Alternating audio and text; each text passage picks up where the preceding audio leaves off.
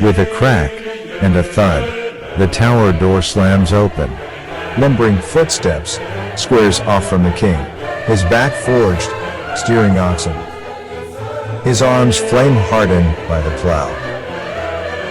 The right hand clutches a tarnished and red-rusted broadsword, hastily sharpened to a rough edge.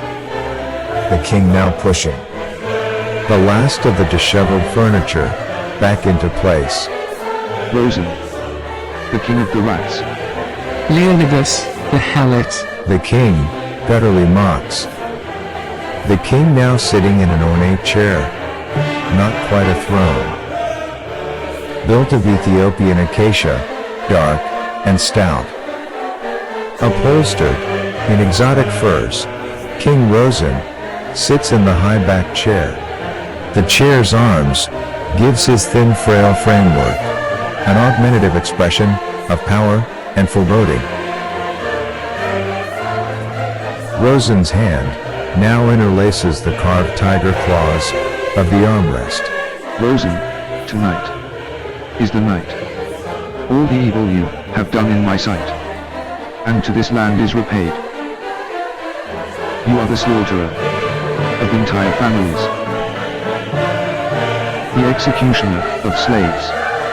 You have imprisoned free men, poisoned our water, and you have betrayed our alliance.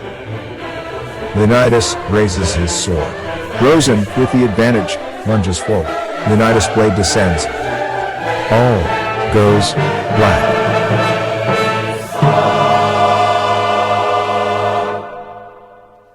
Footsteps echo down the hall. A groan, a creak, comes from a large wooden door.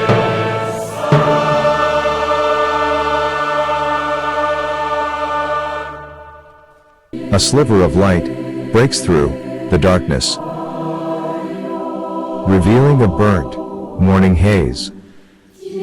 The villagers of Sparta, who have fought all night, have secured the palace court, await the opening door.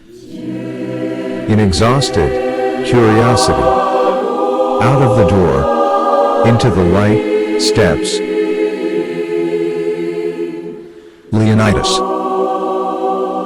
The villagers await in anxious silence. Leonidas, beaten and worn. His right hand covers a gash on his left arm. Leonidas cries out, I present to you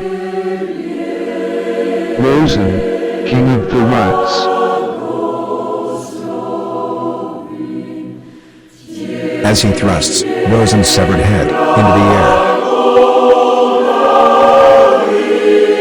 A roar now fills the courtyard of anger and relief. Telemachus Prokopiakos, the baker embraces Iosif Economotus the cobbler. Demetrios Servalus, the blacksmith, inadvertently headbutts Charalambos Apostolides, the haberdasher, in the attempt of a bow in honor. Demetrios at once lends a hand to rescue Charalambos, beating the dust off in a burst of laughter. Men embrace and boast in their victory. Yet, one old man stays in silence. He calls and whispers to a young boy, caught up in the exuberance of the moment. Leaning over, he whispers into the lad's ear. The young boy breaks a smile and places a newly acquired coin into his pocket. The child now pushing his way through the crowd. With a Spartan cry, he calls the mob to silence. Long live Leonidas. Long live King Leonidas of the house of Draculius. Long live King Leonidas, the courtyard lord. Demetrios Draculius, the merchant, dons a smile with folded arms, as he had just witnessed the sun for the first time. the merry men sing, dance, and drink in prepubescent bliss. As they cheered Leonidas' name, Leonidas gazes into the crowd. Time seems to slow. He saw the faces of the villagers, seeming to be mixed with joy and vengeance. An odd feeling sweeps over Leonidas, seeing them so happy and carrying on. As all they just fought for burns, Leonidas' attention wandered from the crowd, focusing back on Rosen's hair, still raised in his clutches. A western breeze begins to blow, catching and twisting Rosen's head, till Leonidas and Rosen are looking face to face once again. Alarmingly, Rosen's face has that same aggressive smirk, his eyes with a squintish focus.